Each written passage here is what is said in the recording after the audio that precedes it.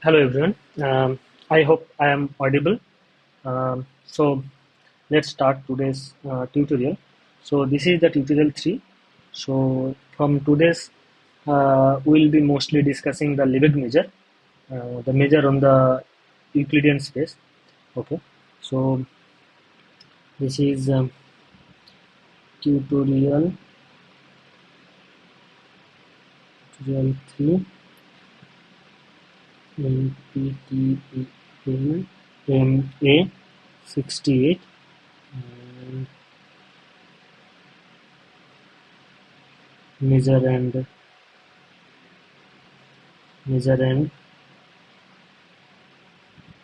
integrations. Okay, so I hope I am audible. So let's start with some problem. Not going to any. Um, not I'm not going to discuss the materials unless if it is needed. So otherwise I will discuss mostly the problems. So let's start write a problem and try to solve that first.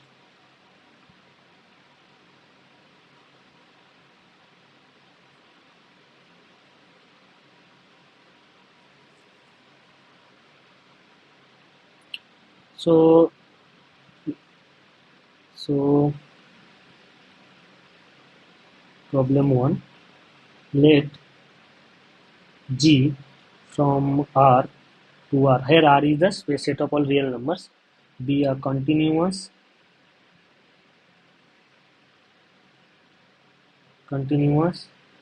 and increasing function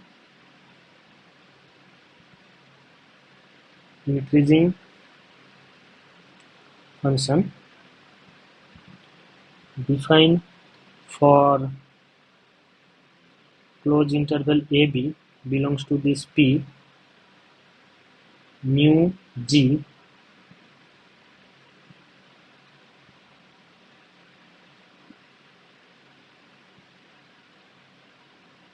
This one is equals to GB minus GA. Okay, so as G is increasing function, so for any x less than equals to y, G of y should be greater than equals to G of x. So therefore Gy minus Gx will be greater than equals to 0. So that way this mu this for this region, this mu is also positive valued function. So this is non-negative valued function, not positive. This is non-negative valued function. Okay, so that there exists a unique complete measure mu G, so that there exists a unique complete measure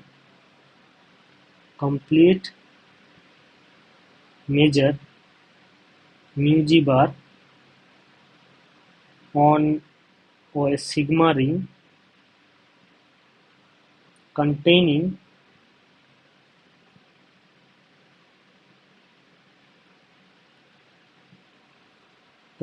all the Borel sets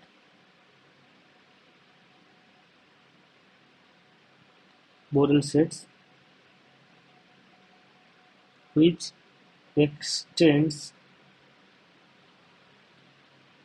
mu G. Okay, so here is the thing that so that there exists a unique complete measure mu bar G on here is the this is the unique complete measure we have to ask on the sigma ring containing all Borel sets which extends mu G. Okay,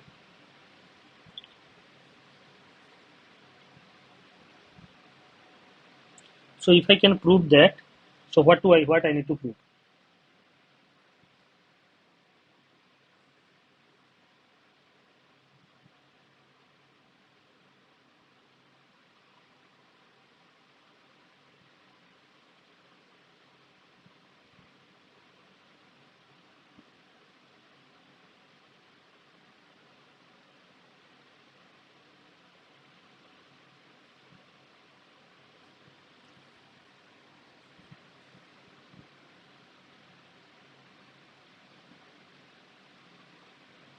Here I need to prove that first of all the mu G bar is on sigma ring containing all Borel sets, that is obtained.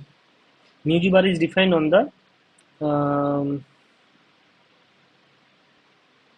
okay. So what I need to first prove that, first we have to prove that the mu g bar, which is the measure induced from mu g, defined on the all measurable set with respect to outer measure obtained from this mu g, that is actually extension of mu g first level. That will be by theory, and other way I have to prove that this measure is actually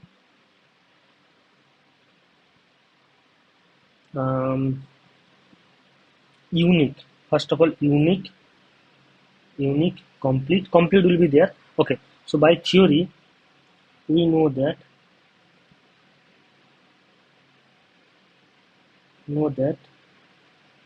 if R is the collection of all finite union of all finite disjoint or all finite union of elements, finite union of elements of P, then R is a ring. And if HR be the associated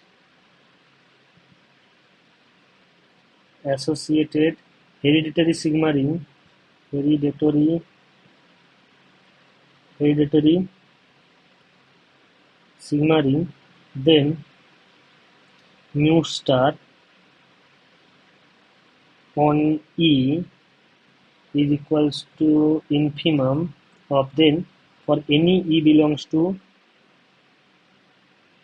then for any E belongs to HR,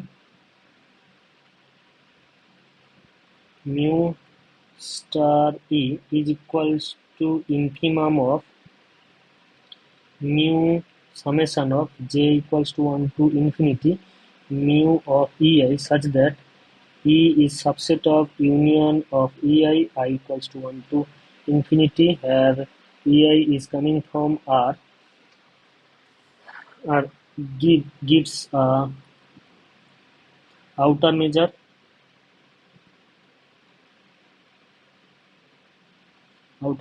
on HR. This gives an outer measure. Okay,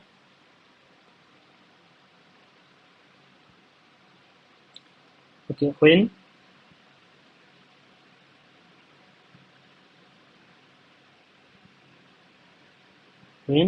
mu is a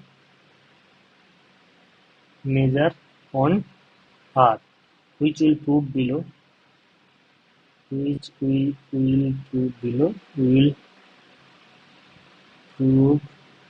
So if mu is measure, then this mu star will give an outer measure on HR. And if I consider, and if S bar be the collection of all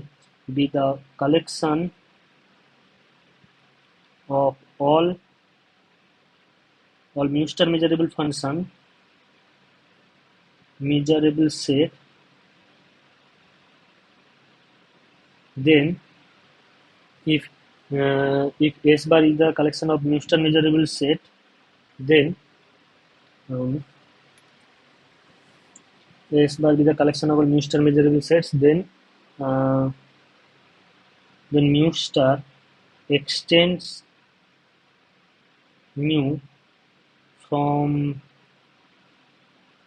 R to HR, extends mu from R to S.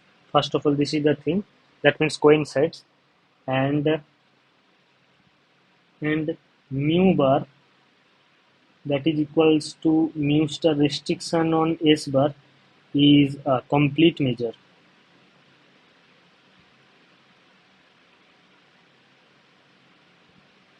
Complete measure on S bar on the sigma algebra, or here it is actually sigma ring S. In this situation, this is sigma algebra. In this situation, in this case, This is sigma algebra.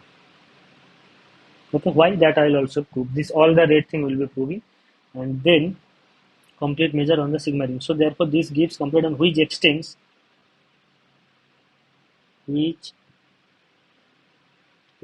mu from P to S closure. Okay. So now what I have to prove? There is a and containing all Borel sets, and now what we have to prove? We have to show that yes, this contains Borel set, contains all Borel set. This is what we have to show that we have to show that we have to show that S bar contains all Borel sets. Okay, so these three things will be enough to prove the things. Okay, so there exists a unique complete measure mu bar g on the ring sigma containing all Borel sets on a ring which sigma containing all Borel sets which extends mu g. So okay, so these are the things we have to prove. Okay, so we'll be proving one by one. Okay, but before that I just want to be confirm one thing.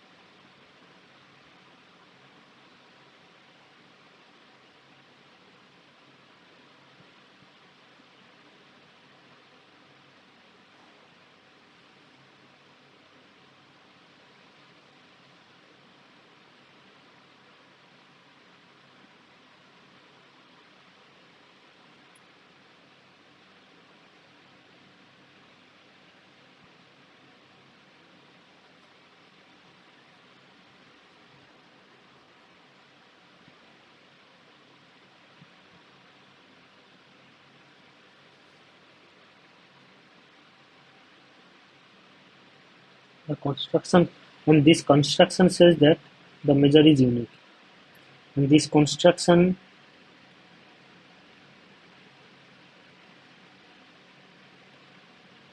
gives that the measure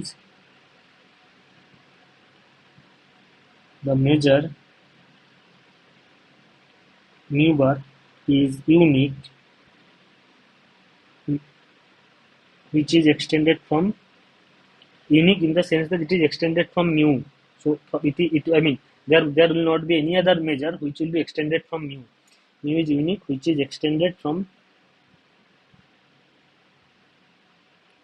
So main thing is that we have to prove is that S is actually main thing we have to prove that S bar contains all Borel set. Okay.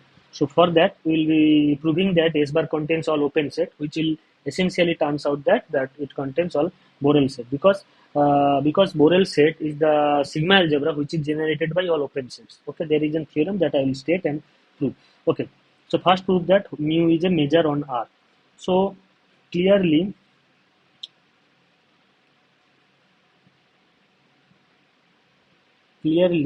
mu g, this mu g, not mu g, mu g, mu g, mu g, mu g, mu g, mu g, mu g. Clearly mu g is non-negative real value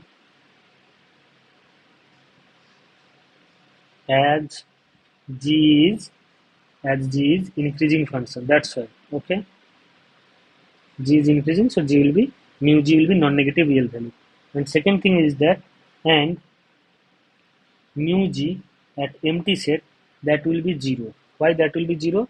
Because mu g is equals to, note that empty set is equals to a comma a, where a belongs to real number.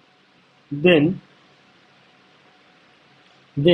for some for any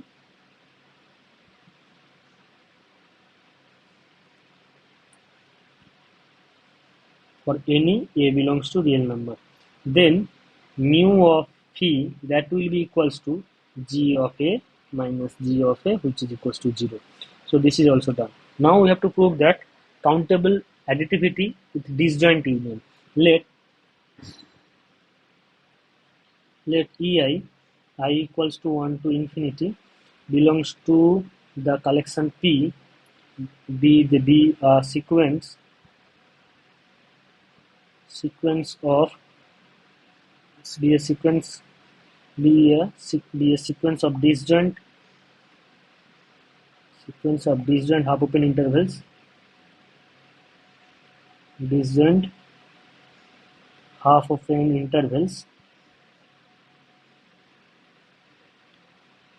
and union I equals to 1 to infinity, that is equals to E, that is also belongs to P, then mu of E is equals to summation of mu of I equals to 1 to infinity. Sorry, but okay, so we have to take the finite. This is the finite thing. The finite, because R I want to take the finite union, so that's why I have to take finite here. The finite sequence of disjoint half open intervals and union of I equals to 1 to n is equals to ei. Now as e is equals to, okay, let me check. This is on according to the definition. I think I'm correct. Let me just check once.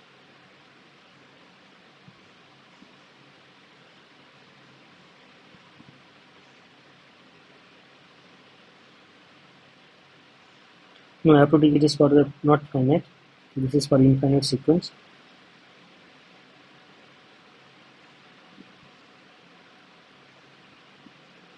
And this is in the ring, not in the ring. The sequence of disjoint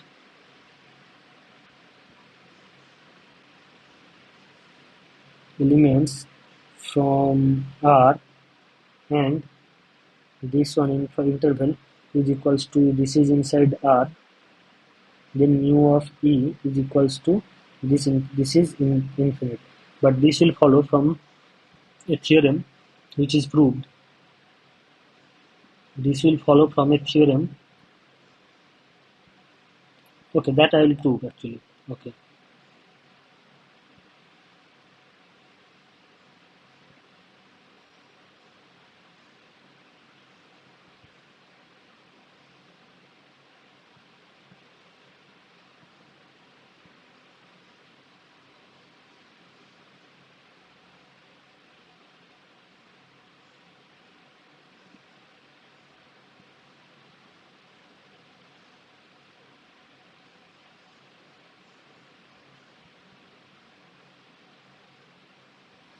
Okay, so this is what we have to prove actually. This is important.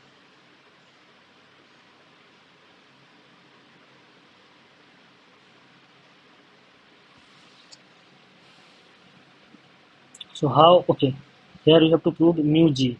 Okay, mu g is equals to given by this way.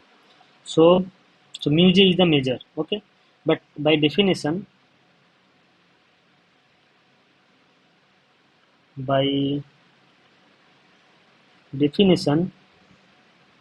for any E belongs to R, which is E equals to union of I equals to 1 to some finite union, because okay, let me just, P is the collection of all half open intervals, okay, where I can for any, okay, P is the collection of all half open intervals and R is the collection of finite union of those elements, okay. So therefore if I take an finite union of those elements, so therefore if I take an element F from this R set, then this F can be written as F equals to union of finite union, and where this each Fi is equals to some Ai Bi this one belongs to the set P. Okay, this is the what it is F. So every element in R is actually looks like this way. Therefore, uh, therefore, therefore, by definition, for any F belongs to R, any F belongs to R, by definition, any F belongs to R can be written as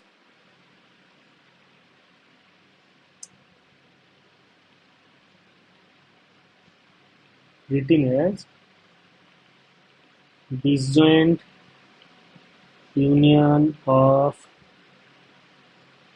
elements from P.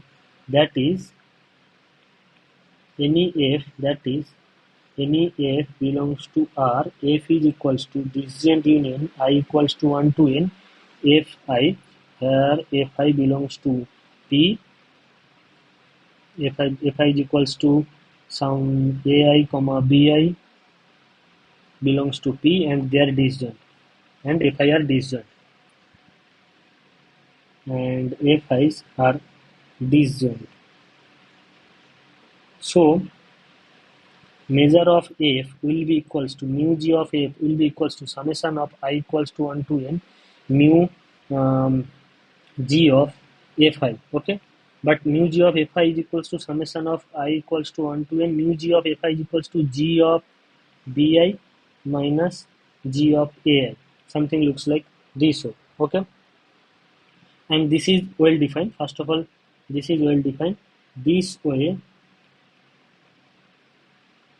mu g is a well defined measure on well-defined measure on R. Okay, this way mu is a well-defined measure on R. Okay, so now we have to show that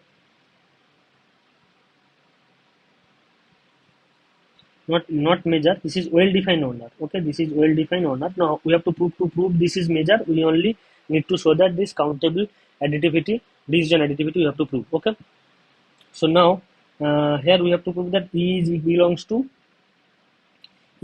this. Okay, now first place, if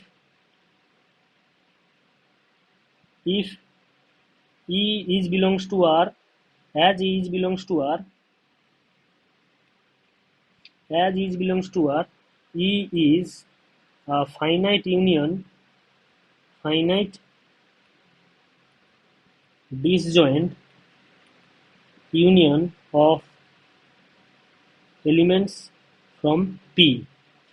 Because one thing we have to must be clear, that every element in R is actually finite disjoint union of elements of P. Why that is? Because every element in R is actually, by definition, is actually the finite union of elements of P. But that can be expressed in such a way that every element in R can be written as the finite disjoint union of finite union of disjoint elements from the P. So therefore, E is actually as union is actually inside E, as union is actually inside R. So therefore, E is actually finite disjoint union of elements from the P. So now in particular, if E is directly, that means E will be either union of finite disjoint union of I equals to 1 to j equals to 1 to n fj type of things. But if I take that E is directly the finite union of elements from G, E is just and directly element, if E is directly element from P, then then um, E is directly element from P, then what we can write here is actually that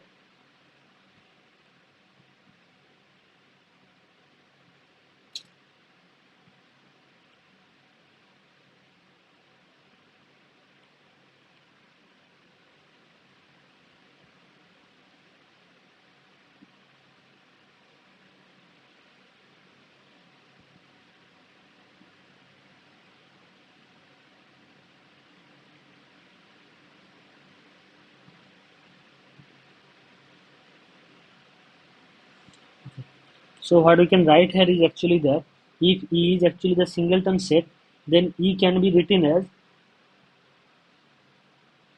then E is equals to union of J is equals to there it is writing I equals to 1 to infinity, I equals to 1 to infinity ei, and each ei is actually union of some f I k equals to 1 to n k. Okay, k equals to 1 to ni. Okay, so then e is equals to union of I equals to 1 to infinity union of k is equals to 1 to ni fik. Now these fik are the element from the set p and are disjoint and are disjoint for each k. These fik are the elements, so I can do each for each I for each I fik are elements in HIK are elements in E, and summation FIK k equals to 1 to nk, k equals to 1 to ni are disjoint. And by hypothesis,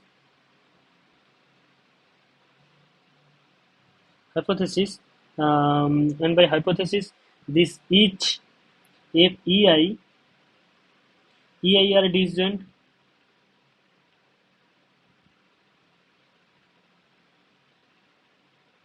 then this collection fik such that k is running from 1 to ni and I is running from 1 to infinity, this is actually disjoint. Is a disjoint collection of elements from is a collection of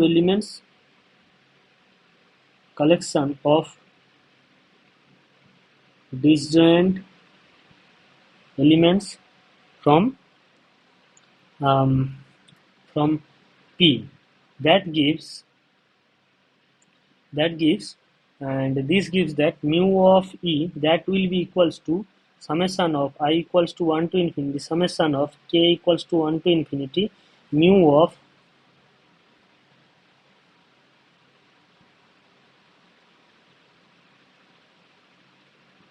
f I k.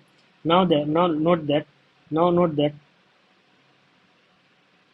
this is actually mu of ui. Yes, so that will be equals to 1 to infinity mu of ei.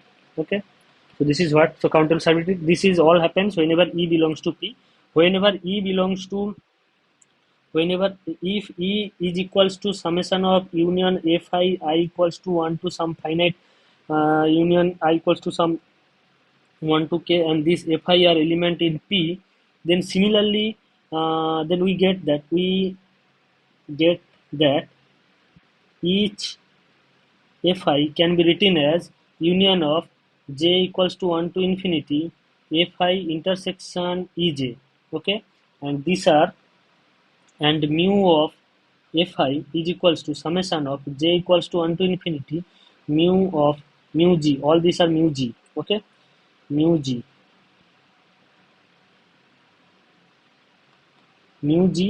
fi intersection ej. Okay, so now mu of e is equals to, these are the disjoint union, so therefore mu g of fi, and this will give that I equals to 1 to m.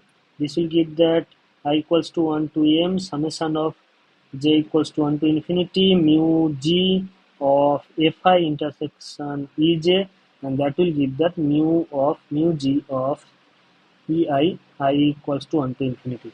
Okay, so therefore mu g is a measure and unique measure on the sigma ring R, which is sigma algebra in this situation, which is sigma algebra in this situation. This is ring, this is not ring, this is on the ring and which extends. So therefore first place we have proved that, so therefore mu is a ring, so mu g is a measure on R. So this is the first thing which we are targeting to prove that mu is a measure, which will be proved. This is first thing. Second thing is that this is sigma algebra. So now what we'll do, we have a ring and we will go to the hereditary sigma ring containing R, and we will construct the outer measure in the general way, and we will consider the Mugister measurable sets, and we will consider that is S bar or SG bar, whatever we may be comfortable with, and we'll restrict that outer measure to that particular sigma algebra S bar, and which will be, this is sigma ring, but this will be sigma algebra, because here every open interval will be there, every half open interval will be there, and in particularly every open interval will be there, and therefore we will be able to prove that actually the full set R will be there. So therefore this is that. So the only non-trivial thing here is that we have to prove that S contains all Borel set. So now to show that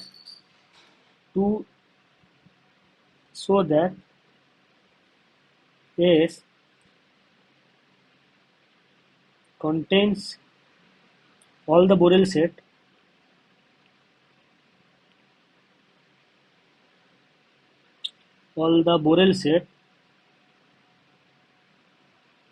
it is enough to prove that it is enough to prove that S bar contains all open intervals, as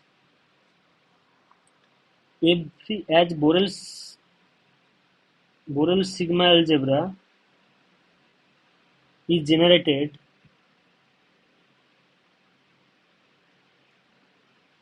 by all open sets, and any open subset and any open set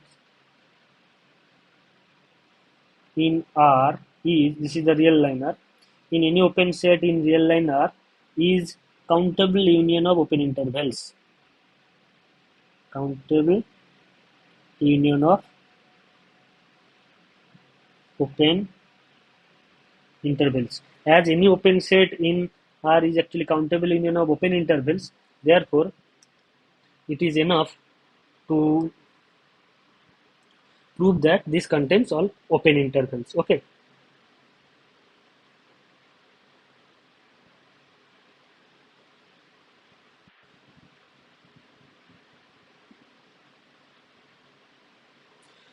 Okay. So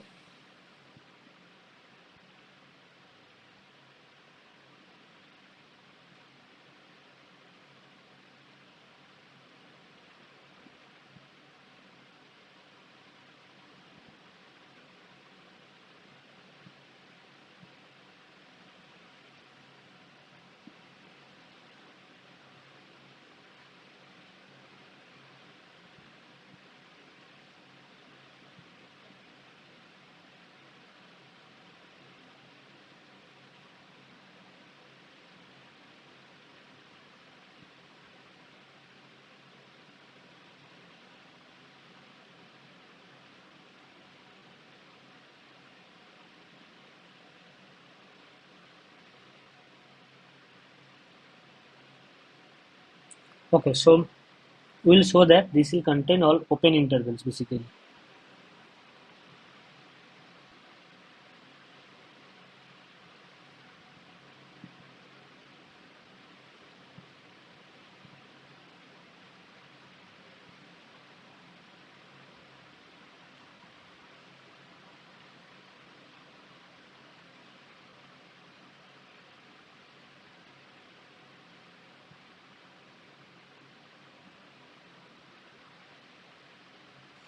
Okay, so how to show that this contains all open intervals? So basically you have to show that every open intervals are there. Okay, that means every open intervals are measurable. Okay, so clearly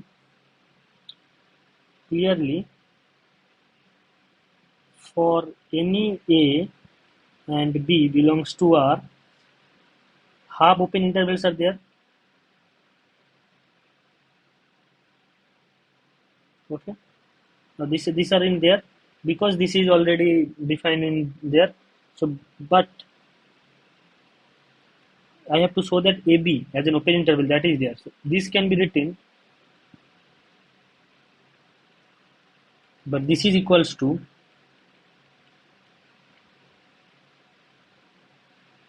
but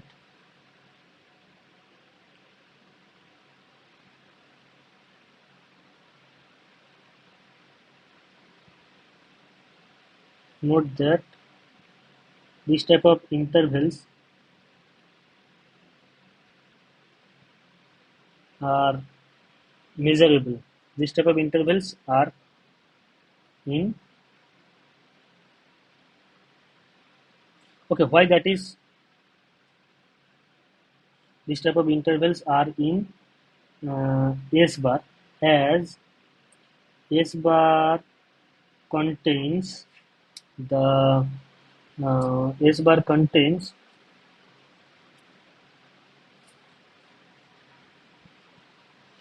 as S bar contains the sigma algebra generated by S bar contains the sigma algebra.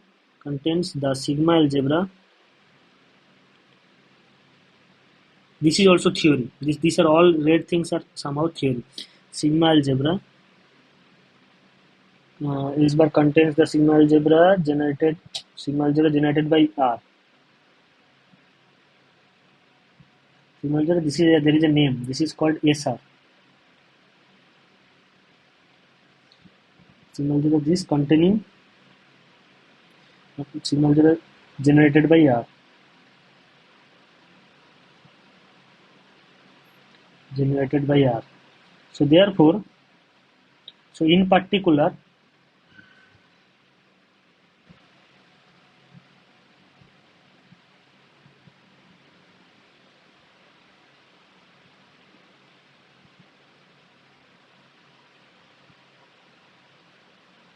no, sorry.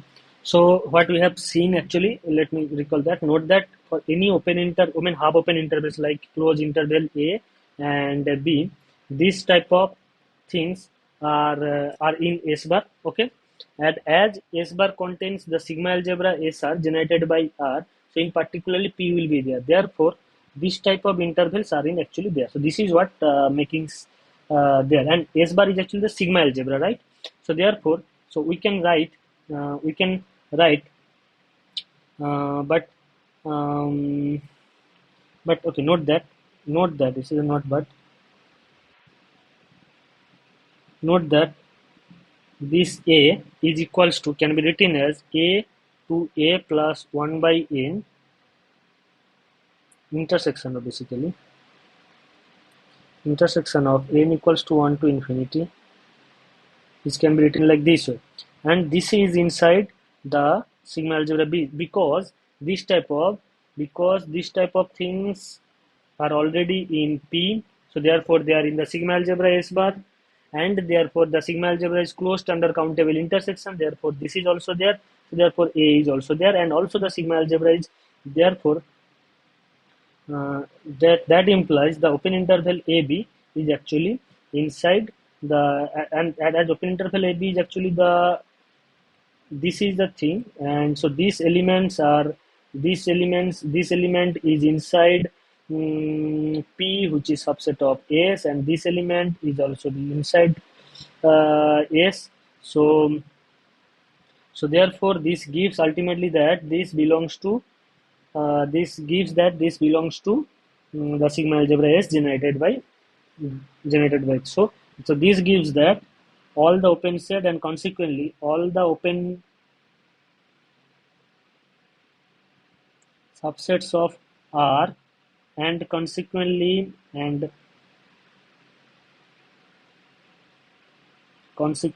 all the Borel sets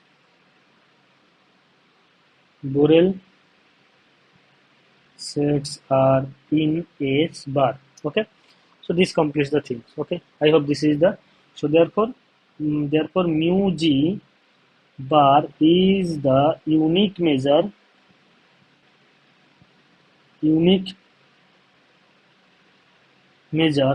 on a sigma ring containing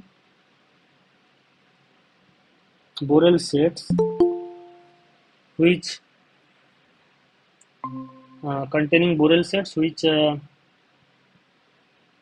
which is actually extension of, which is extension of the measure, which is actually extension of the measure mu g. Okay, so this completes the thing. So let's go back to the second problem, another problem actually. So another problem, I'll write another problem and try to solve.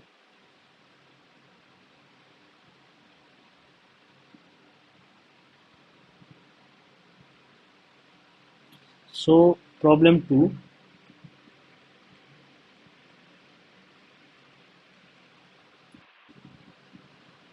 so that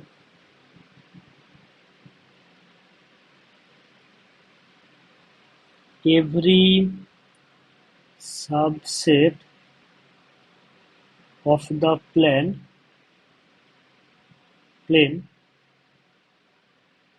every subset, so that every subset of the plane such that 2x plus 3y plus 4z plus 1 equals to 0 in R3 is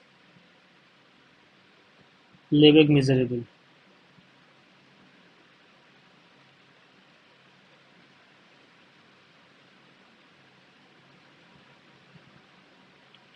Okay, so this is the question. So the question says,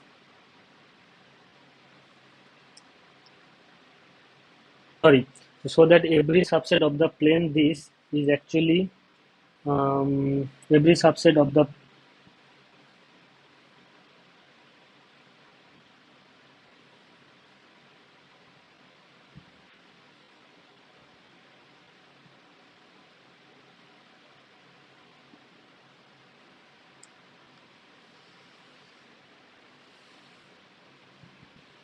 okay, so the question is that show that every subset of the plane, um, every subset of the plane xyz 2x, this one, this is a Lebesgue measurable. Okay, in R3 is actually Lebesgue measurable. So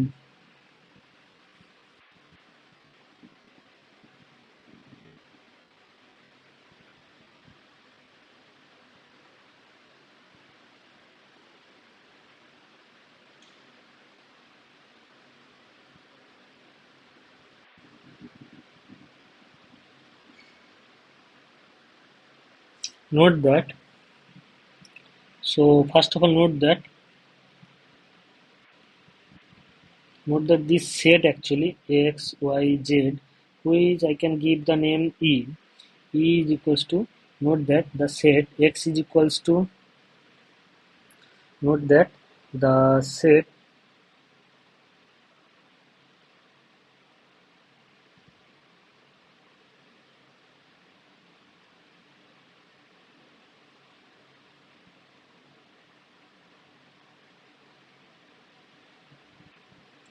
the set E is equals to xyz such that 2x plus 3y plus 4z plus 1 is equals to 0 is a subspace. This is interesting fact. Subspace in R3. Okay. Why this is subspace? Because if I take two element x1, y1, z1 and x2, proof of subspace, that I can give little short, subspace proof. So what it will do for the subspace, that I will also discuss. Subspace.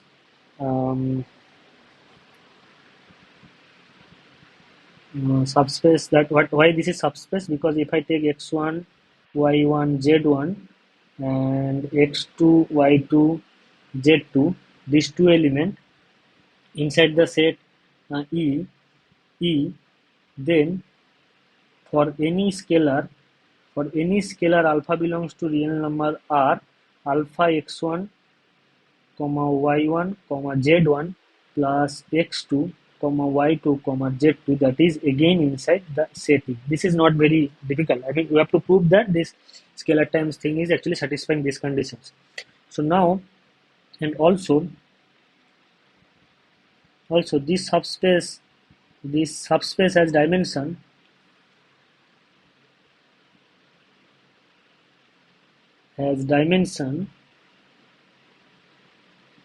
less than equals to, this subspace has dimension less than,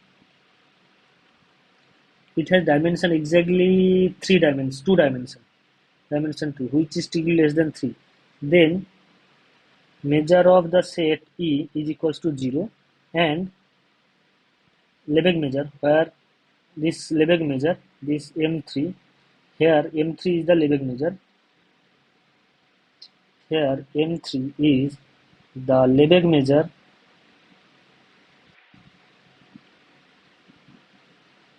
M3 is the Lebesgue measure um, on R3. Okay, so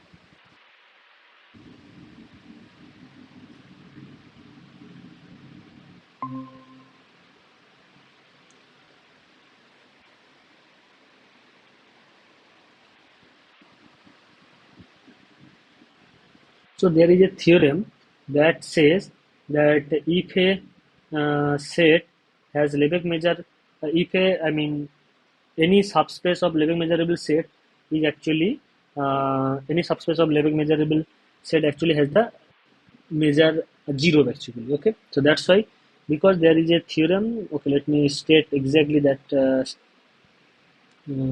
Okay, I'll state that one.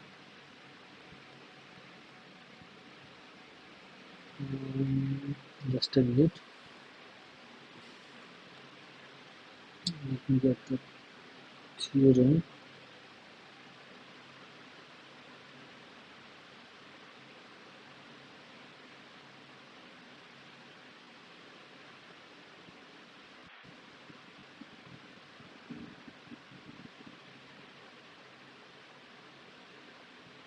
I'll try to say why that is also hold.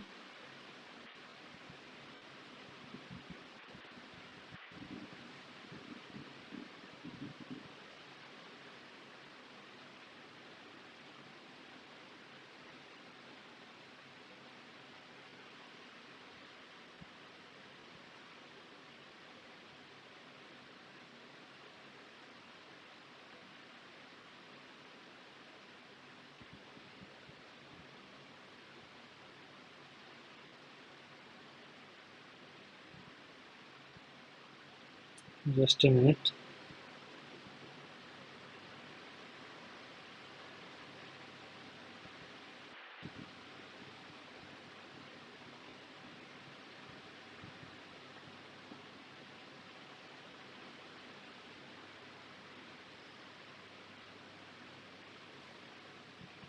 So this is the remark you can add.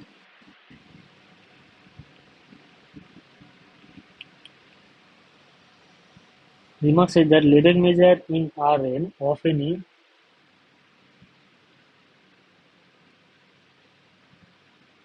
Lebesgue measure in Rn of any proper linear. This proper thing is important. Proper linear subspace will be 0. Okay.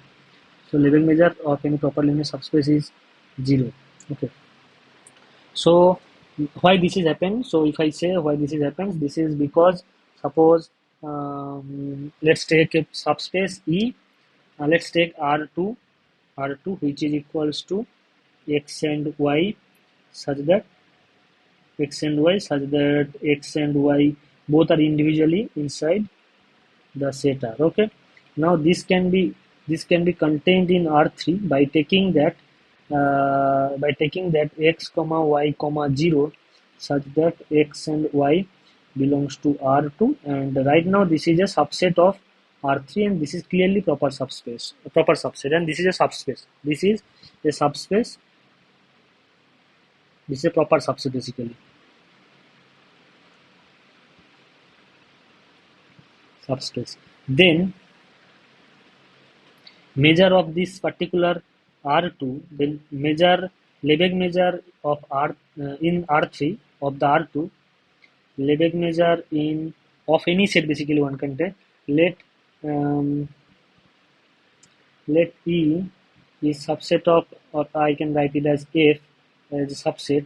Let F is a subset of R2, okay, or of up to, and which is measurable, which is of finite measure, which is of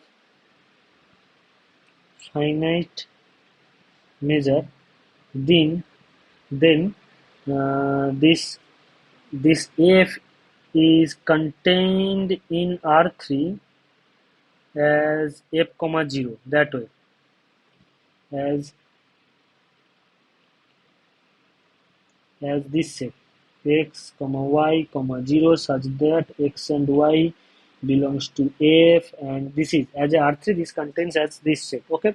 Now the measure of this particular set in R3, M3 of F, that can be written as the measure of the set F,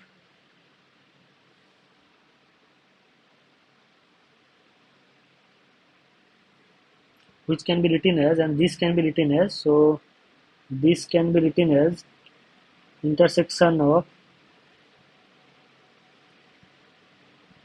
x and y comma t, such that x and y belongs to F, but t is coming from 0 less than equals to less than 1 by n, okay, n equals to 1 to infinity. Now then measure of F in R3, that will be equals to limit of n tends to infinity, measure of the set, this set x y t, such that x and y coming from F and t is running from 1 to n, okay. Okay, so therefore this is the what it is, okay. So now this is what it is. So therefore, but this measure is actually limit n tends to infinity, measure of f, this is m2 as m2 measure into 1 by m, and which is going to be 0. So therefore any subset has the measure 0 of R, so R2, therefore measure of R2 will be 0 basically, okay. So this is what it is. So therefore, as and also now other around also M3 is a complete measure,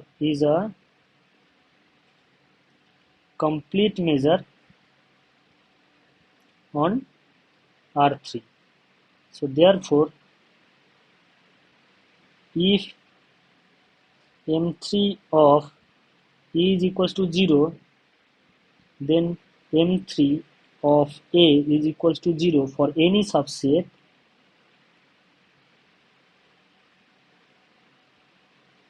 A of E. So this completes the proof, okay. Now let's go to the another problem.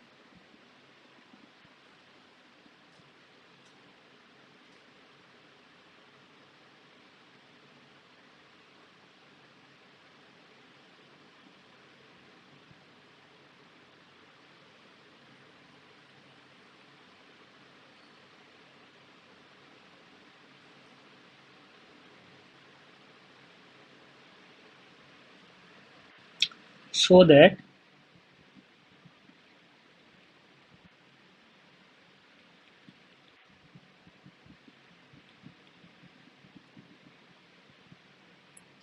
so that the plane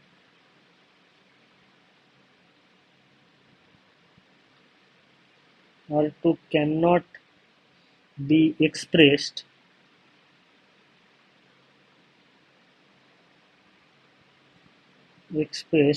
as the countable union of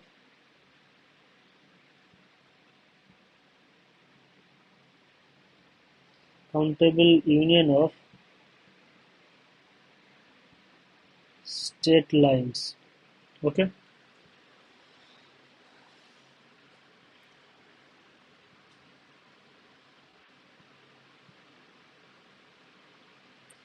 Why it is not possible to do as the straight line? So that I am going to discuss. Because the straight line has measure 0 in R2 by the similar way, because straight line is in one dimensional space in R2, which is so therefore straight line has measure 0. So if it is possible that R2 can be expressed as countable union of straight lines, therefore the measure of R2 will be less than equals to this, and that is a contradiction. Okay, so this is the what is making sense. Okay, as we have discussed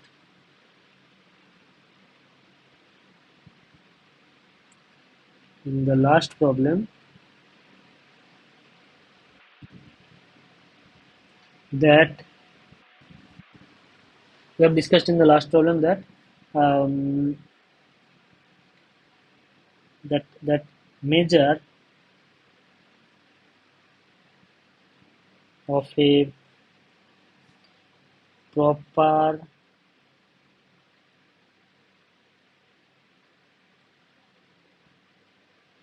proper subspace in Rn is 0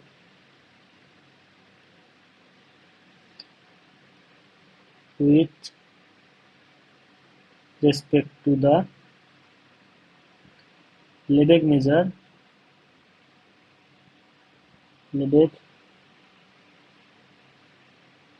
measure Mn on the Borel subsets of R, on the Lebesgue measurable subsets of Lebesgue measurable subsets of Rn. Okay, this is what we have seen. Now, as the straight lines, as the straight lines are, as the straight lines are one-dimensional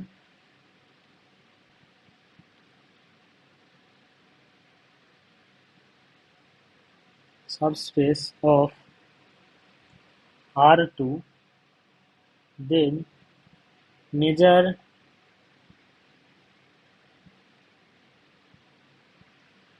then measure of a straight line in R2 with respect to the with respect to the outer respect to the Lebesgue measure on R2 is 0.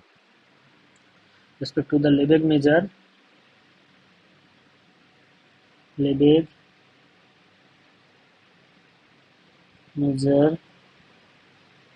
R2 is measure M2 is 0. So if R2 is equals to countable union of Li, I equals to 1 to infinity, where Li is are the lines, straight lines, where Li are straight line, that is M2 L equals to 0. This is straight lines. Li are straight lines, so here Li are straight lines. Then by countable subadditivity of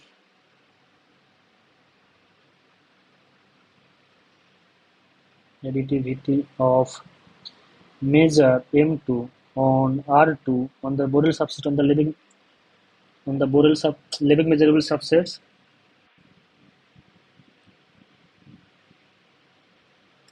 Lebesgue measurable subsets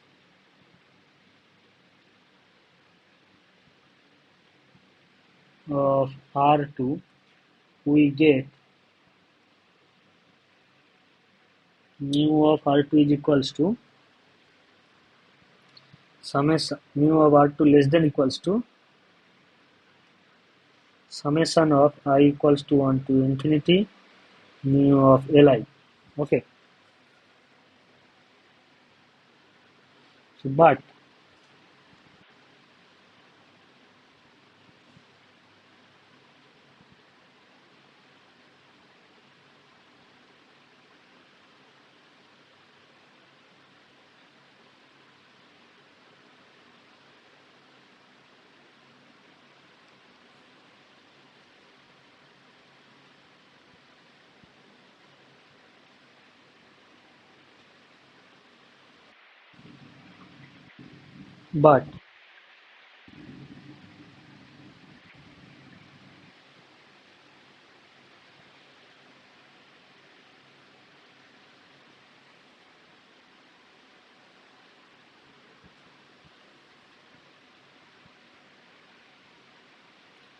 as you have seen that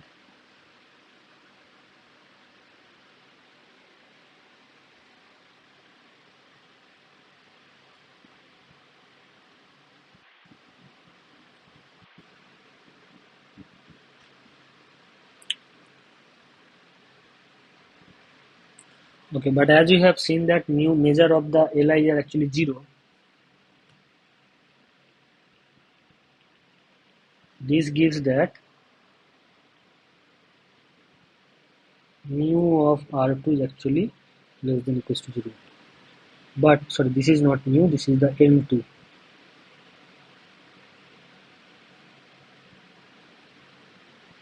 Okay, but M2 of R2 is actually the infinity. So therefore this is a contradiction. Therefore this is a contradiction. Okay, so that means that is R2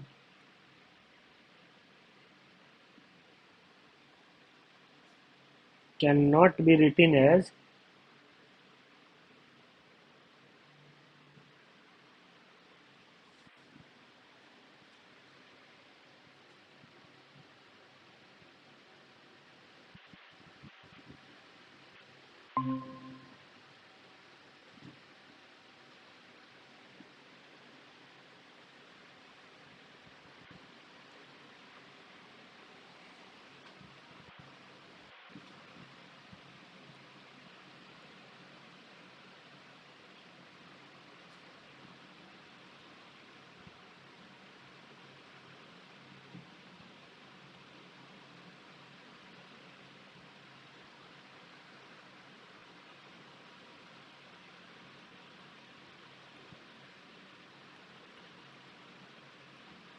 so therefore what we got actually that R2 cannot be written as countable union of straight lines. This is what we got. Okay, so now we'll go to the next line, next question. So let me find a question.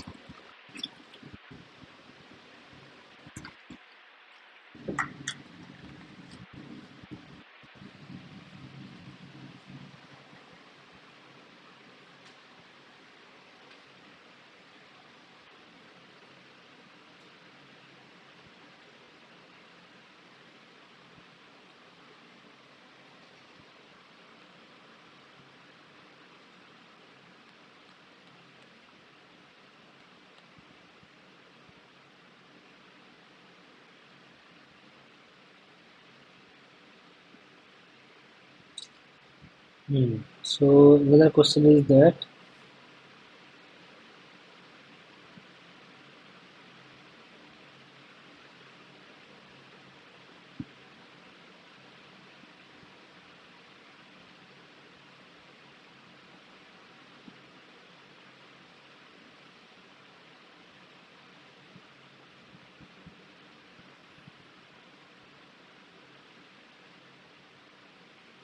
okay, so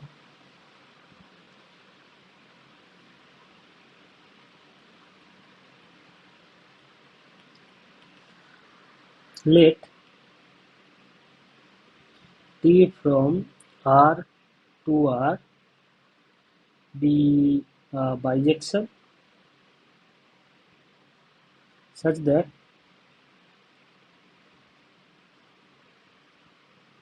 both T and T inverse maps Lebesgue measurable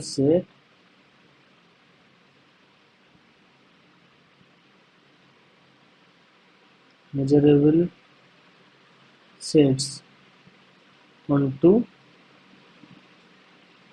Lebesgue measurable Lebesgue measurable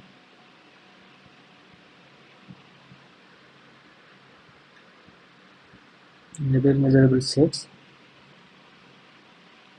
define mu of E is equals to M1 T. Here M1 is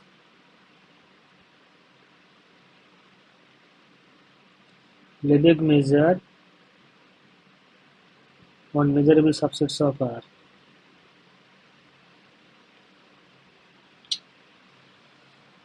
Here M1 is actually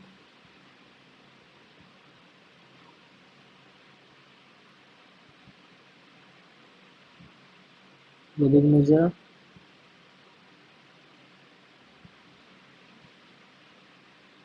measurable subsets of the real line R. The question is that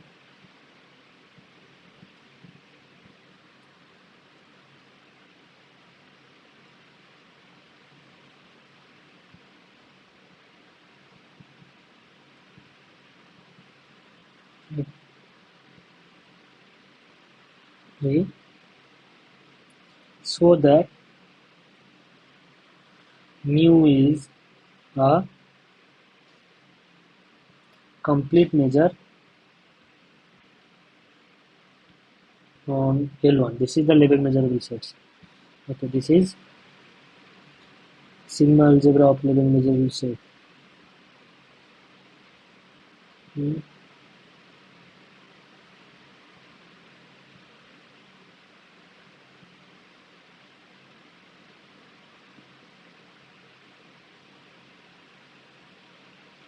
Sigma algebra of measurable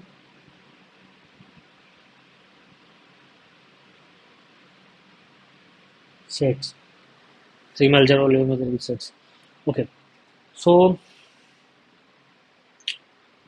here is one thing that T is given, that T maps a open set, sorry, T maps both Lebesgue measurable sets into Lebesgue measurable sets. But this is equivalent to the fact that not this is equivalent. So in particular, T will map T and T inverse, both maps T and T inverse, both maps that this is red one, that T and T inverse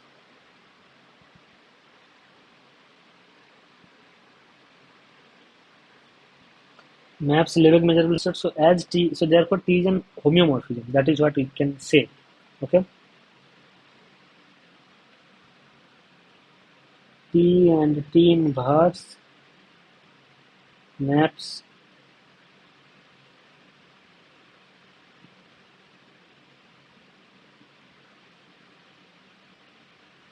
Lebesgue measurable sets into Lebesgue measurable sets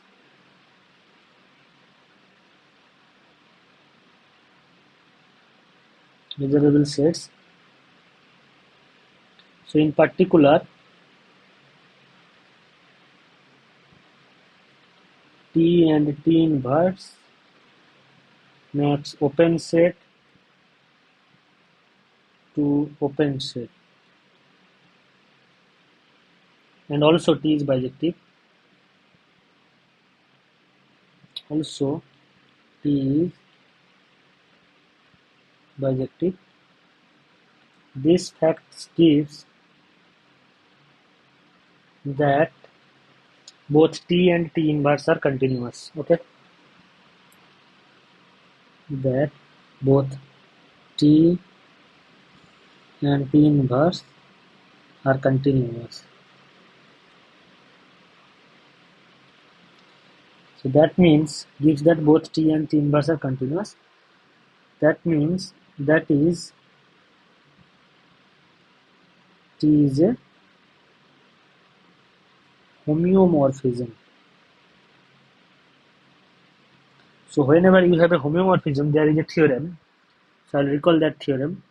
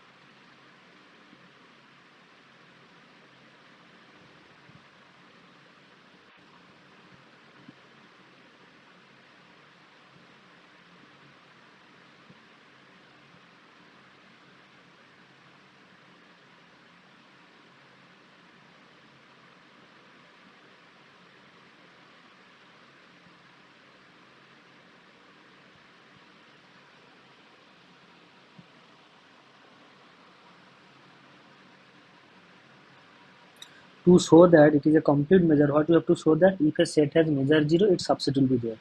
Right? This is what you have to show. So to show that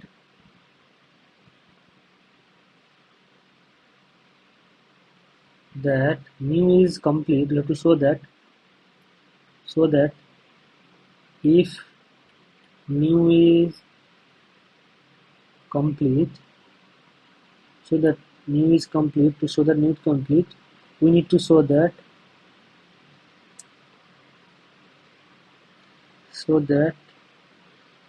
if A is measurable set,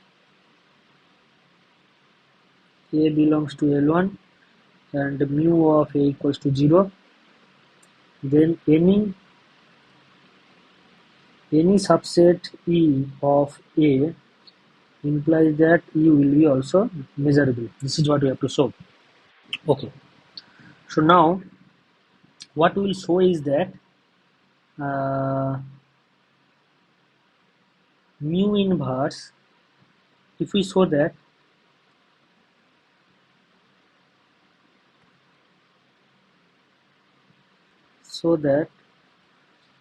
m1 of A equals to 0,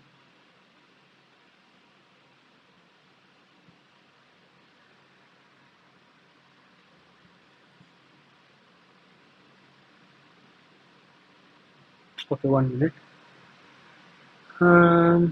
Okay, so basically I have to show, yeah, let me check it. So I have to show that means that is for any subset B of R, for any Borel set, for any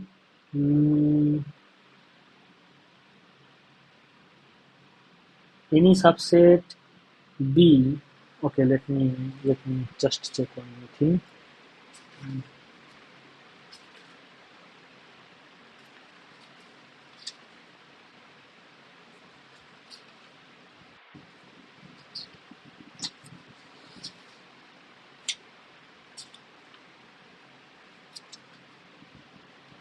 Just one.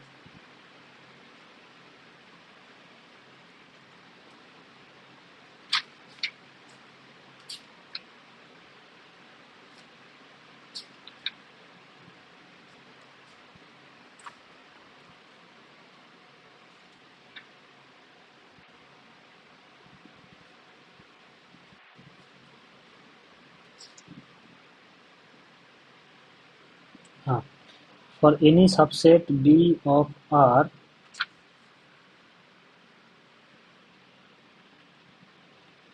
mu of E is equals to mu of E intersection B plus mu of E intersection B complement. We have to show this one, right? Note that we need to show this.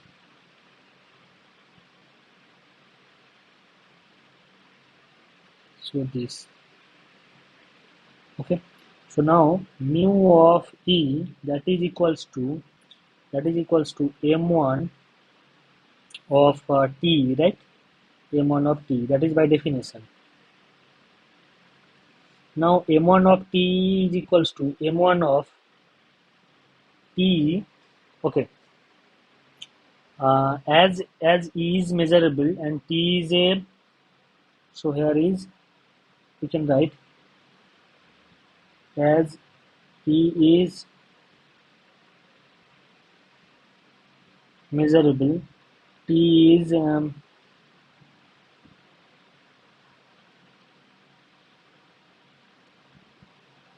as E is measurable and T is a homeomorphism.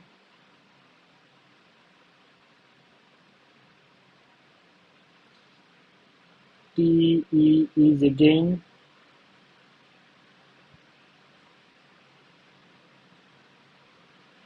measurable.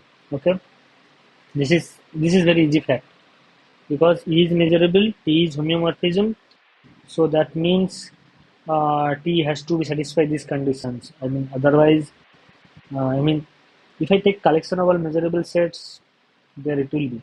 Okay, because homeomorphism, that will map open set to open set, closed set to closed set. So that's why conversely it will take open set to open set that way. So now this intersection B,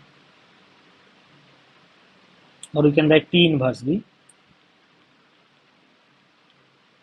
plus M1 T, very small, M1 T intersection T inverse of B plus M1 complementary. Okay, so therefore this can be written as M1 of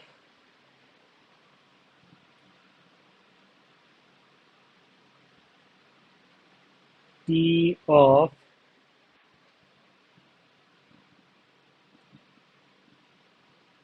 okay, why?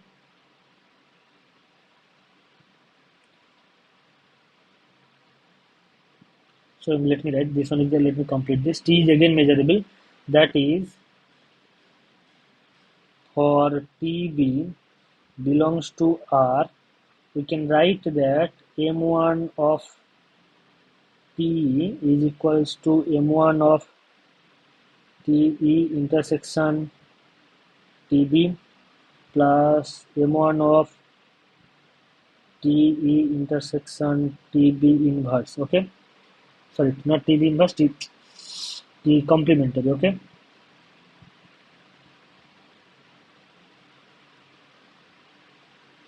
plus M1 of T intersection TB complementary. Okay, this you can write. So therefore all these things will turns out to be that M1 of T intersection B plus M1 of T intersection TB complementary, and that gives mu of E intersection B plus mu of E intersection B complementary. Okay, so it gives that mu is measurable.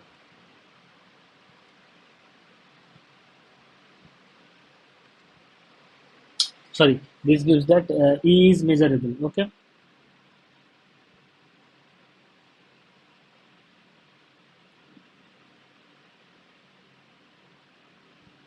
Sorry, I have made a mistake, I think.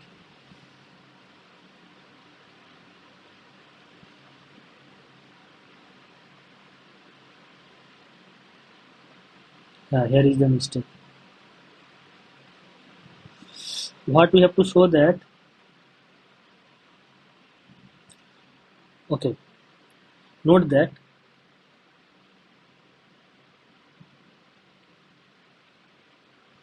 note that mu of a0, that gives m1 of ta0, okay, that gives tb subset of ta, then tb, oh sorry, not te, then te is measurable, and that is for tb belongs to R, that is for any set some f, we can write that m1 te is equals to m1 te intersection f plus m1 te intersection f complementary. So in particular, if I take f equals to tb, we will get this one. Okay, that is for uh, any subset f. We can write any subset f, for any subset f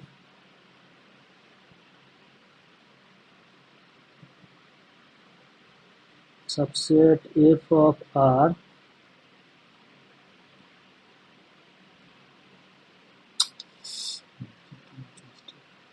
any subset f.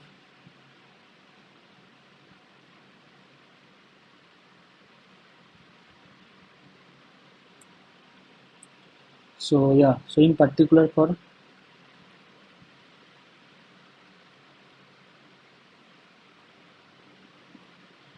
f equals to tb, so you can take that one. This is what we have. So that gives that E is measurable. This gives that E is measurable. E is mu measurable.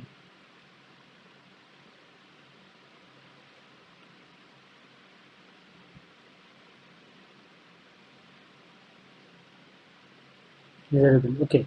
That gives that is measurable. So what is the question? Question is that is measurable so that mu is complete measure on R. So that gives that mu is complete measure.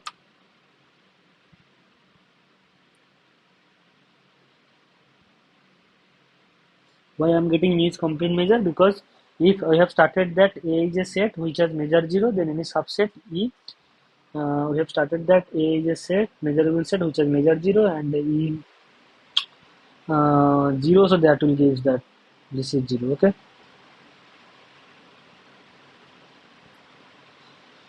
Okay, so let's go to the another problem. Okay, let me find some other type of problem.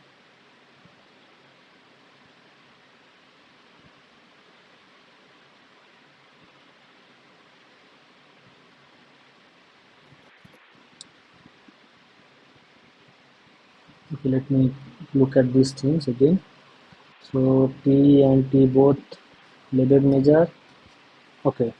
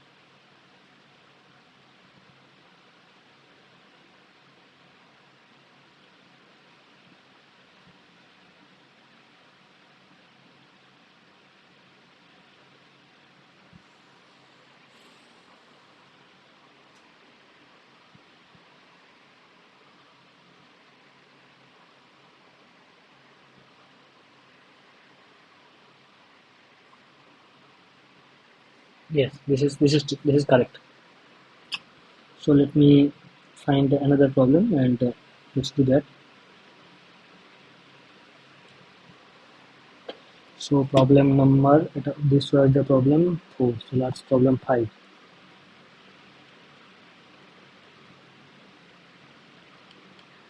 Problem let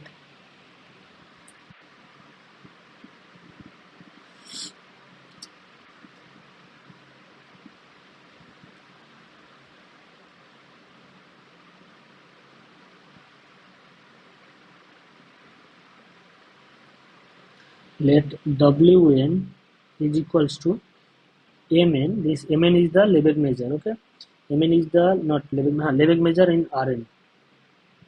Bn. This Bn is the unit ball where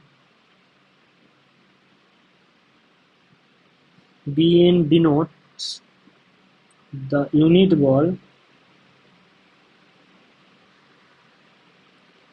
in Rn. Okay, and Mn is the Lebesgue measure, and Mn is the Lebesgue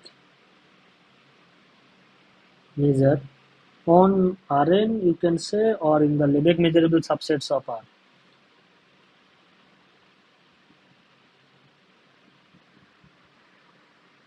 Okay, so that the Lebesgue measure of any ball of radius R,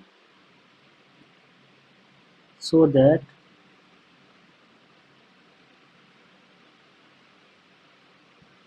Lebesgue measure of any ball of radius R greater than 0 in Rn is W, this is omega actually, omega n into R to the power n. Okay, this is the question. So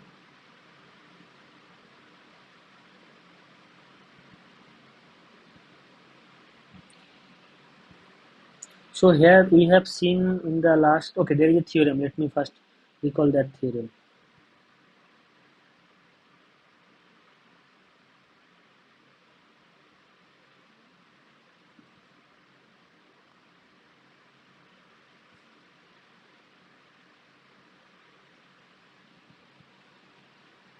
That theorem, I'll recall that theorem again.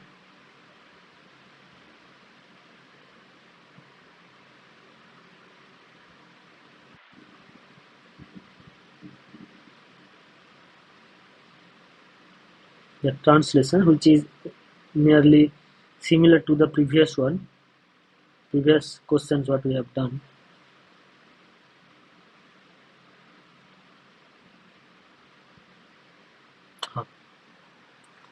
So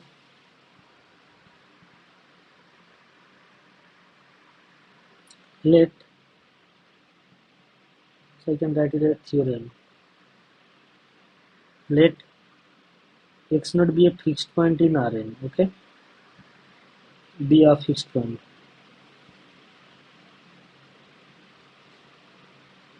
Fixed point.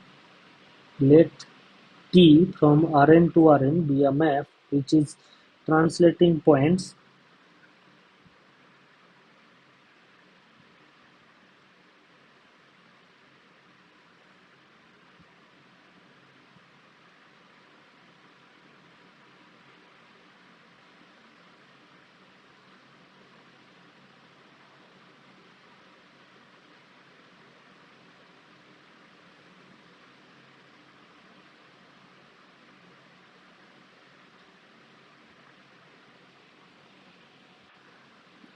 or you can write here R is a number. Let R greater than 0. Greater than 0. Okay. Let T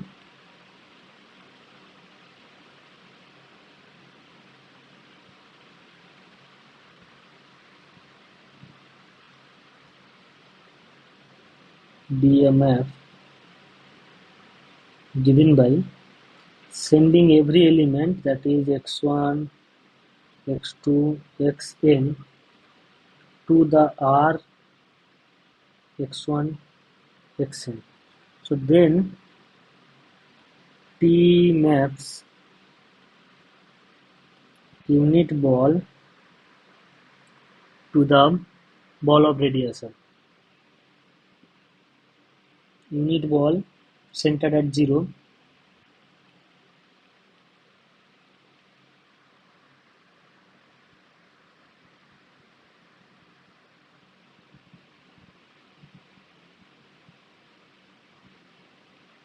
centered at origin to the ball radius r. Okay. Now, in that case, it can be proved that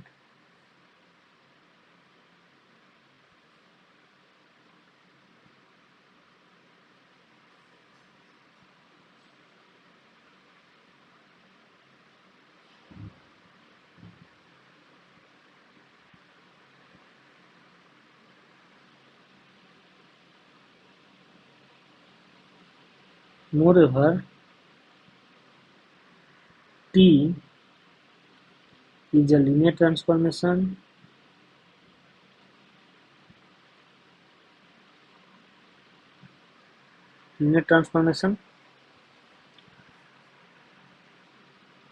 then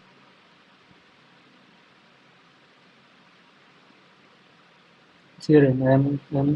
I'm mentioning a theorem. Let A from Rn to Rn be a linear transformation. This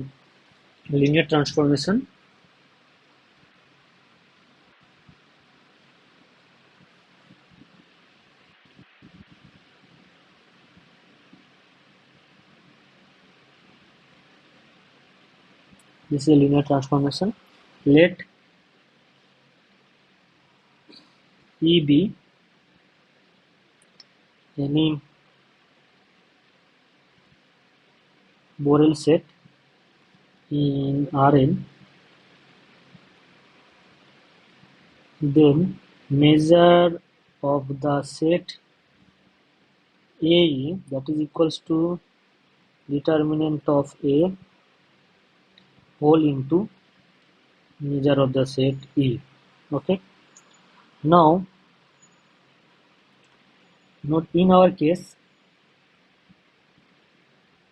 T is equals to matrix representation of T is equals to, in our case, matrix representation of T with respect to the standard order basis, of the standard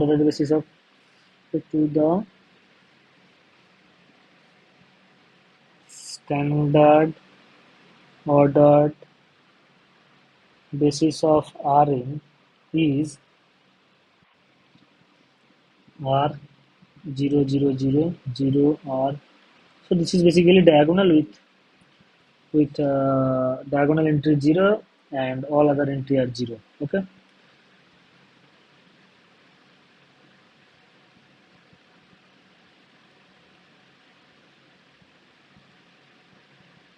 This is diagonal. So that is determinant of the matrix T is equals to R to the power n. And also, if here it is given that Wn, okay, what is the question? Let Bn denotes the unit ball in Rn and Mn is the Lebesgue measure on it. So the Lebesgue measure of any ball of radius r in R is Wn. So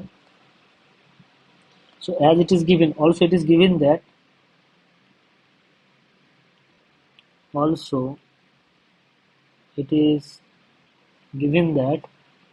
Wn is equals to measure of the ball Bn, unit ball of radius are centered at 0, unit ball of radius 1. Okay, that implies measure of the or Mn of the ball of radius r,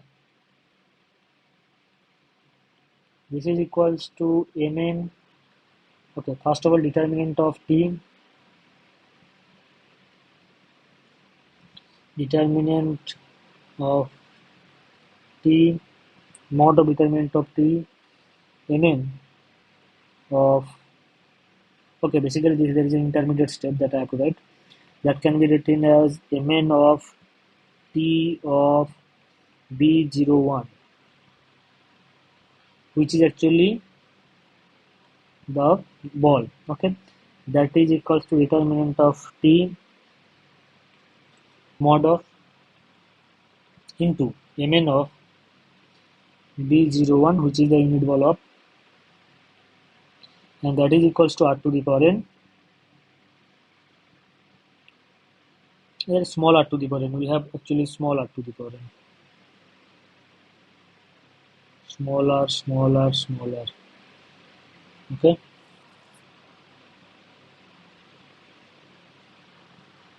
Now we have capital R actually. Capital R, capital R, capital R. So this will give that r to the power n into w n.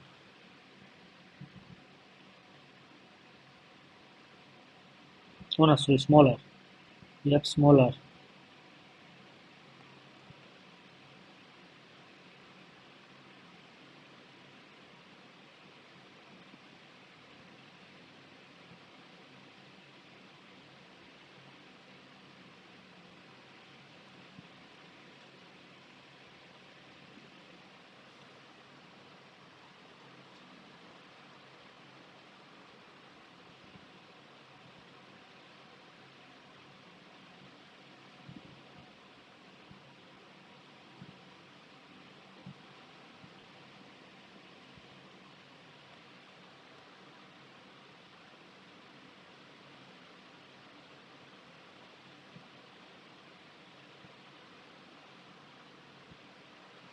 So this is what we have to prove, that w n r to the power n, which we have proved. Okay, this is proved. Okay, so I will discuss one more problem.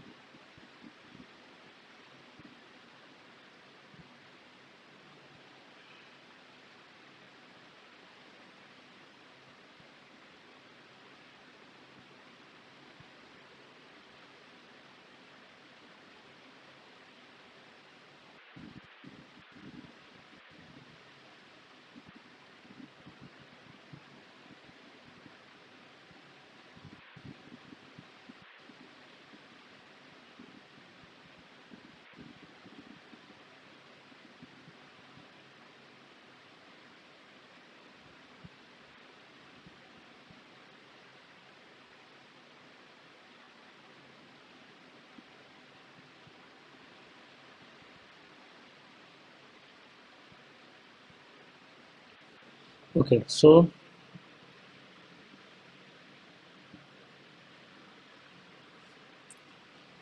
problem 4, problem 5, problem 6.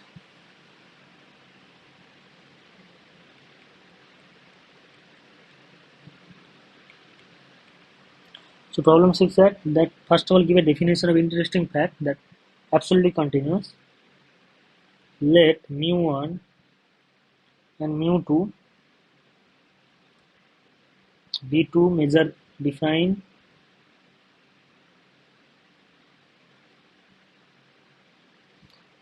on sigma algebra in algebra is, then mu1 is said to be absolutely continuous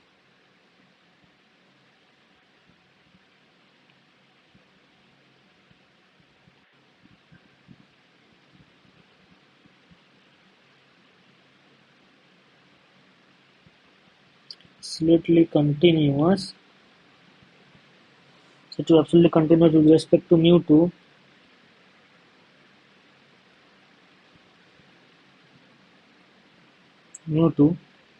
if mu1 is equals to 0. Okay, whenever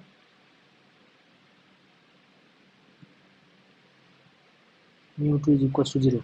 So mu1 is said to be absolutely continuous with respect to mu2 if mu1 equals to 0 whenever mu2 equals to 0. So that the measure mu defined in the, so then the question is that, so that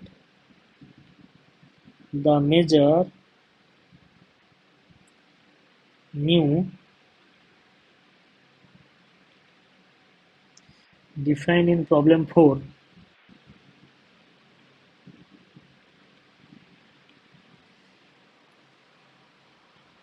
problem 4 is absolutely continuous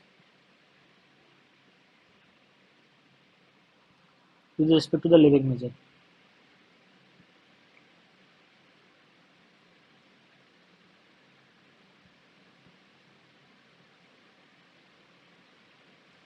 Respect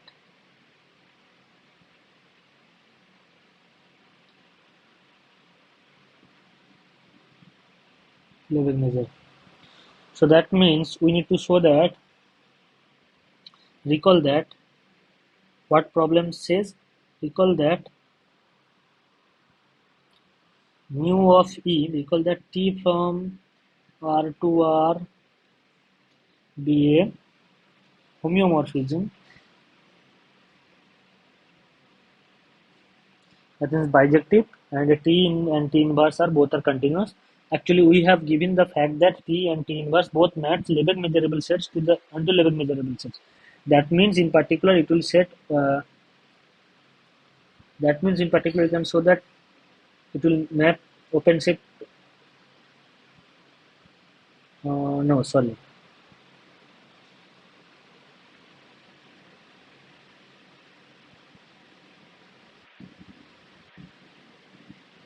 Be bijective.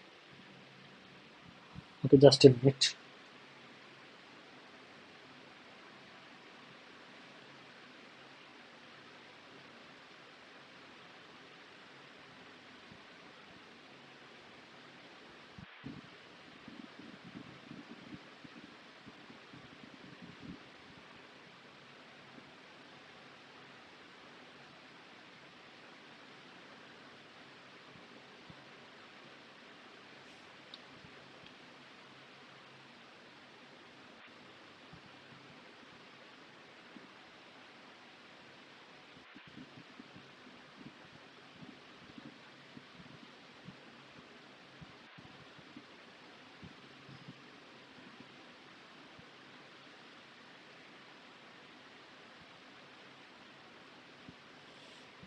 Okay, so here it is given that T be bijective,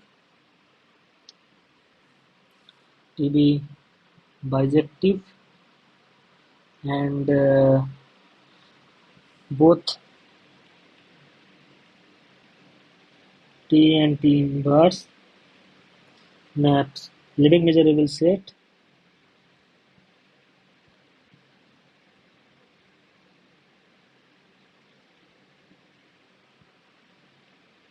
onto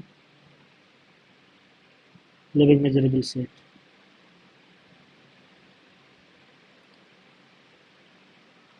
Sets. So and the measure mu is defined like this way, m1 t. So to show that we need to show that if m1 of a set A equals to 0, that implies mu of A equals to 0. In other ways,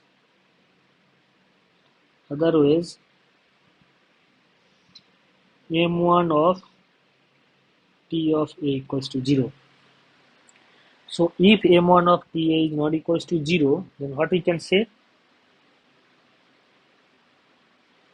Then we can say that we need to show that m1 imply that, then we can show that mu is absolutely continuous with respect to the Lebesgue measure. Okay, so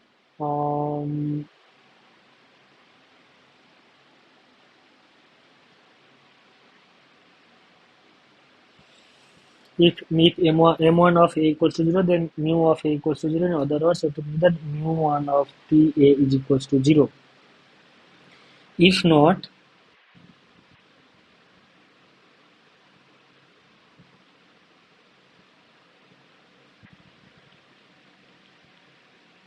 not, m1 of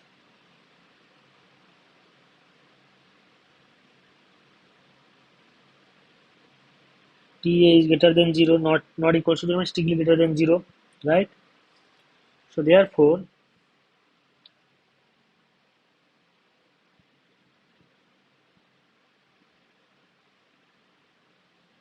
consider B is equals to T inverse A. Sorry.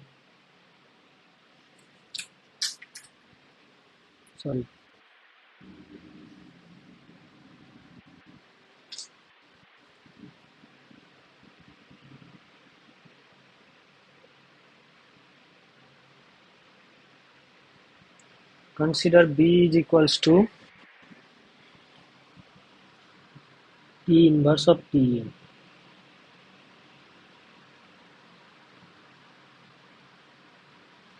Okay, 1 minute.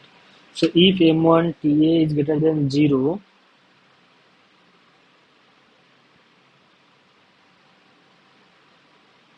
but we have showed there,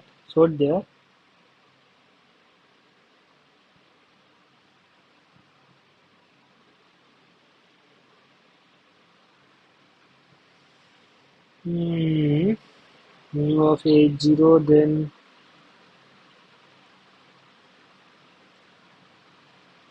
okay, I am going to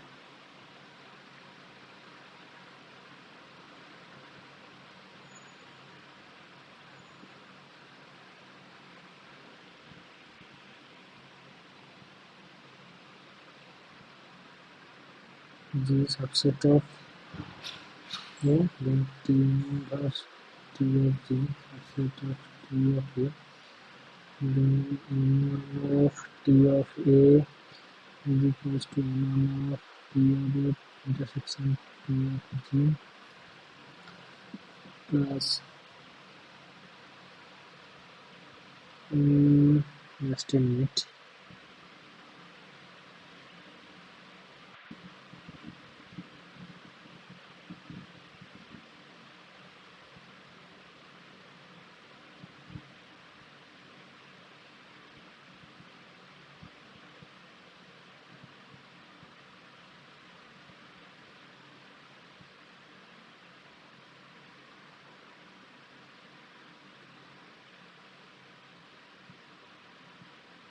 Okay, then there exists, as this is greater than 0,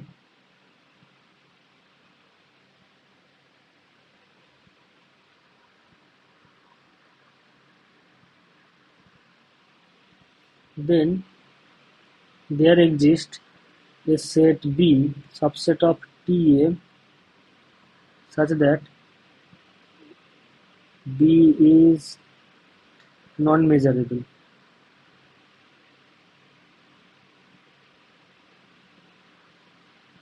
That implies that T inverse B is subset of A and T inverse B is non-measurable, because this is what it is. Okay, so that means because T and T inverse both are mapping measurable sets to measurable sets, so that means T inverse B will also map to the non-measurable set to non-measurable set. Okay, is non-measurable set. Now let E is equals to T inverse B, which is subset of A, and non-measurable.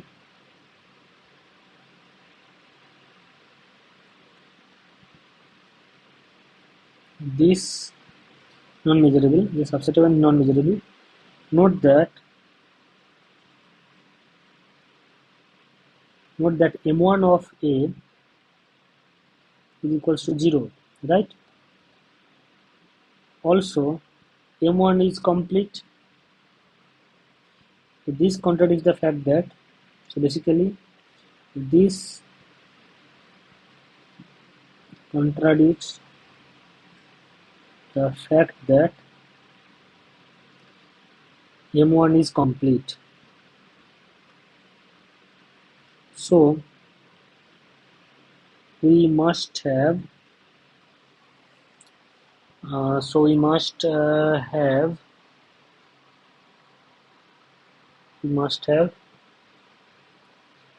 M1 of TA equals to 0, that is mu of A is equals to 0, that is mu is absolutely continuous with respect to absolutely continuous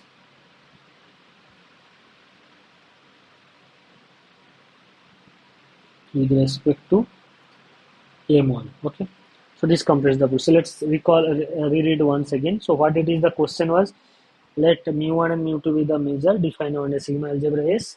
Sigma algebra S, then mu1 is said to be absolutely continuous with respect to mu2 if mu1 e equals to 0, whenever mu2 e equals to 0. So now we are given the fact that T from R to R be a bijective map, which with the property that T and T inverse both maps Lebesgue measurable sets onto a Lebesgue measurable sets, and mu of E is given by mu of E equals to M1 of T. Then we need to show that M1 A equals to, then we have to show that if A is a set, measurable set, and M1 A equals to 0, then we have to show that mu of A equals to 0. Then mu will be absolutely continuous with respect to M1. Okay.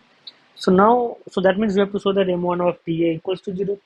Now, if M1 of TA is not equals to 0, that means that is greater than 0. That means it has a subset. Okay, that means TA has a subset which is non-measurable. I think this is what, right?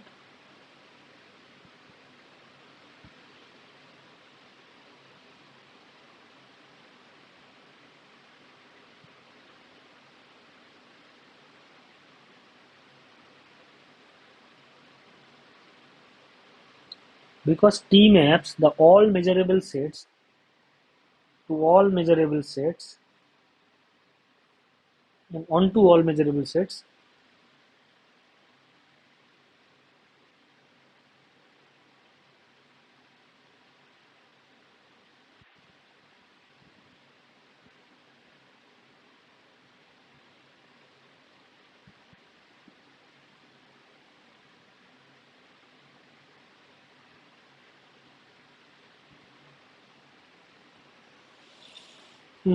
Then M1 TA is greater than 0. That will give that there exists a B subset of TA where B is non-measurable. Why that will have? Because if, okay, why that will have? If B is measurable, then the T inverse B will be measurable.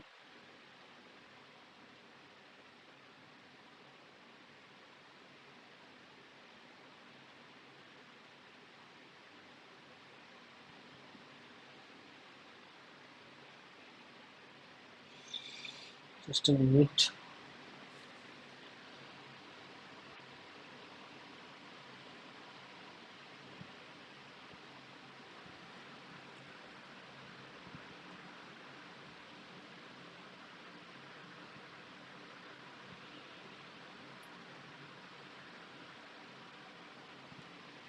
If a set has a positive measure, then there exists a subset which is non-measurable.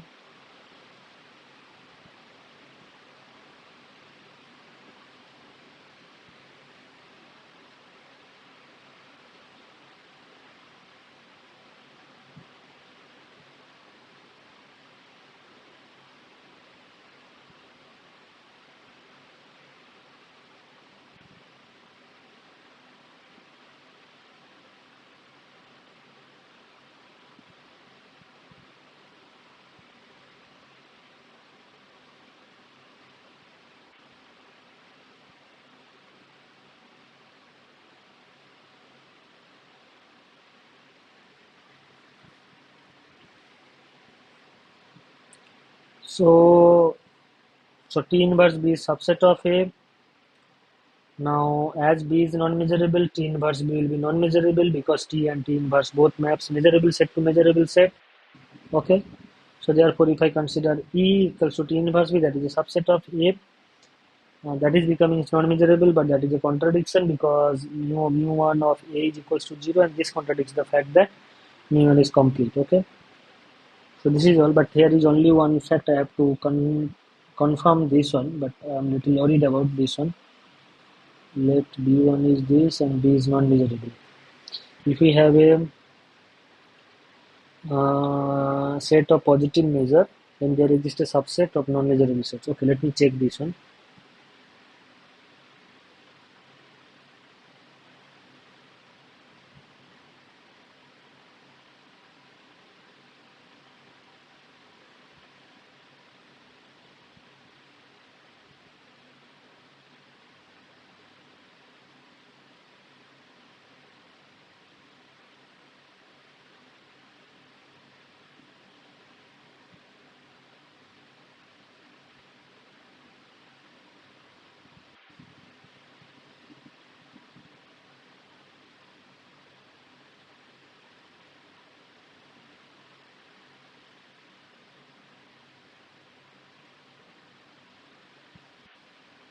Subset of positive, there exists a non.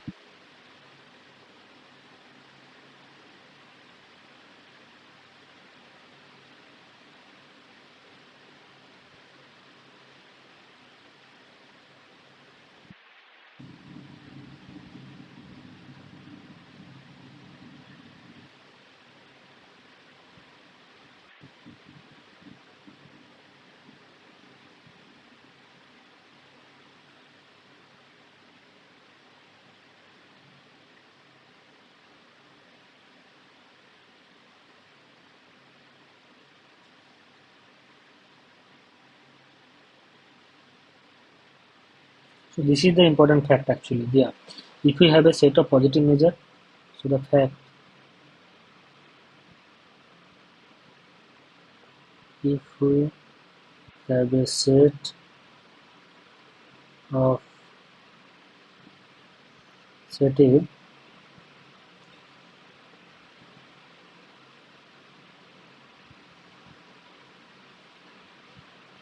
then there exists a subset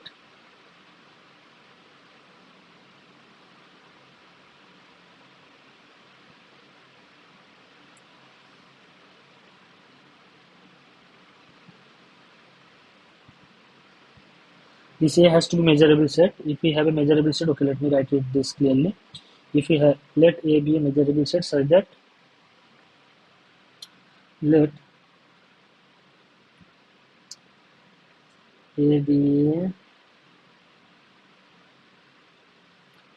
measurable set such that Mn of A equals to 0. These all are things are for Lebesgue measure.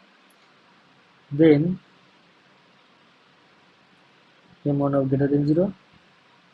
Then there exists a subset B of A such that T is not measurable. So this statement is applying here that there exists a subset B of TA which is not measurable.